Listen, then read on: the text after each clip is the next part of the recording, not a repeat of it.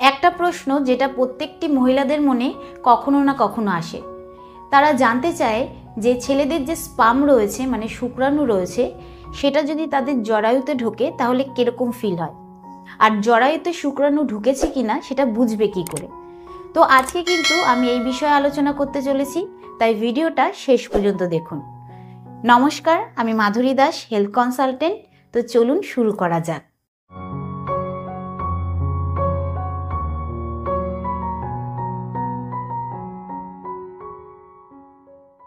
যখন মহিলাদের জরায়ুতে ছেলেদের যে স্পাম রয়েছে মানে শুক্রাণু রয়েছে সেটা প্রবেশ করে, তখন কিন্তু কিছু কিছু লক্ষণ সেই সময় দেখা যায়, আবার কিছু কিছু লক্ষণ কিছুদিন বাদে গিয়ে দেখা যায়।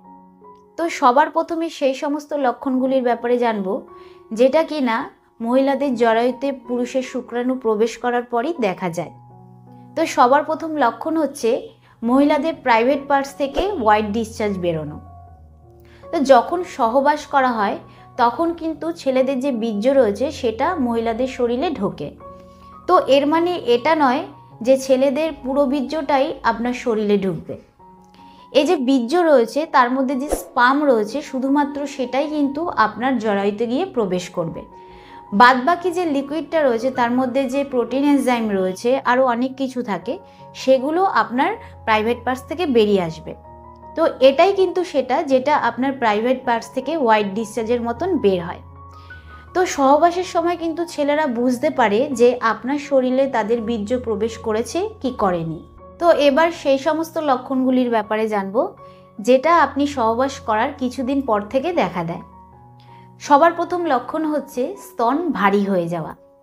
দেখুন, যখন আপনি সহবাস করেন তখন কিন্তু আপনার জরায়ুতে ছেলেদের যে শুক্রাণু রয়েছে সেটা প্রবেশ করে, এবং প্রবেশ করার পর মহিলাদের যে ডিম্বাণু হয় তো সেই ডিম্বাণুর সঙ্গে শুক্রাণুর মিলন ঘটে এবং ফার্টিলাইজ হয়।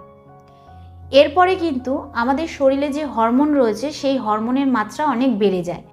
বিশেষ করে প্রোজেস্টেরন, ইস্ট্রোজেন, এইচসিজি হরমোন, এই তিনটে হরমোনের মাত্রা অনেক বেড়ে যায়। এই তিনটে হরমোনের মাত্রা এই জন্য বাড়ে যাতে আপনার প্রেগনেন্সিটাকে সাপোর্ট দিতে পারে। তো এই জন্যই কিন্তু আপনাদের স্তন ভারী ভারী অনুভব হয়। এবার দ্বিতীয় লক্ষণ হচ্ছে হালকা স্পটিং বা ব্লিডিং হওয়া। দেখুন, যখনই মহিলাদের ডিম্বাণুকে ছেলেদের শুক্রাণু ফার্টিলাইজ করছে তখন কিন্তু ডিম্বাণুটা ফ্যালোপিয়ান টিউব থেকে বেরিয়ে আসছে এবং বেরিয়ে আপনার এন্ডোমেট্রিয়ামে গিয়ে আটকে যাচ্ছে। তো এই প্রসেসিংটা হতে কিন্তু 5 থেকে 6 দিন সময় লাগে। তো আপনি সহবাস করার 6 থেকে 8 দিন বাদে গিয়ে যদি আপনার হালকা স্পটিং বা ব্লিডিং হয় তাহলে এটা একটা লক্ষণ যে আপনার প্রাইভেট পার্টস থেকে শুক্রাণু আপনার ইউট্রাসে পৌঁছে গেছে। এবং 3 নম্বর লক্ষণ হচ্ছে পেটের নিচের অংশে মানে তলপেটে ক্র্যাম্প অনুভব হওয়া।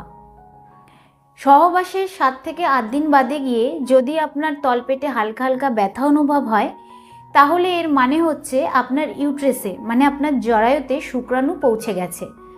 কারণ যখন ইমপ্লান্টেশন হয় তখন কিন্তু মহিলাদের এন্ডোমেট্রিয়ামে গিয়ে ডিম্বাণু আটকে যায়, আর এরই ফলে তলপেটে ব্যথা অনুভব হয়।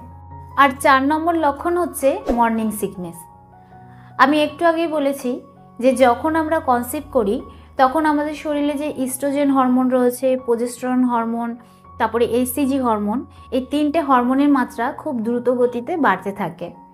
আর প্রোজেস্টেরন হরমোন বাড়ার কারণে কিন্তু আমাদের যে পাচনতন্ত্র রয়েছে সেটার কাজ করার ক্ষমতা অনেক কমে যায়, যার কারণে আপনি যাই খান না কেন সেটা কিন্তু হজম করতে অনেক সময় লাগে।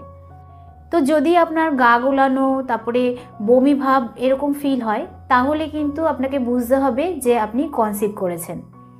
তো এই যে লক্ষণগুলোর ব্যাপারে আমি বললাম সেগুলো দেখে কিন্তু বোঝা যায় যে আপনার জরায়ুতে শুক্রাণু প্রবেশ করেছে। কিন্তু যদি আপনি এগুলোতেও বুঝতে না পারেন তাহলে কিন্তু আপনার পিরিয়ড মিস হওয়ার পরেই আপনাকে অবশ্যই একটা প্রেগনেন্সি টেস্ট করে নিতে হবে। তো আমি আশা করব যে এই ভিডিওটা আপনার ভালো লেগেছে। তো ভিডিওটা কিরকম লাগলো আর যদি আপনার কিছু জানার থাকে তাহলে অবশ্যই কমেন্টে জানাবেন। তো আজকের মতন এতটুকুই, আবার দেখা হবে পরবর্তী ভিডিও নিয়ে। নমস্কার।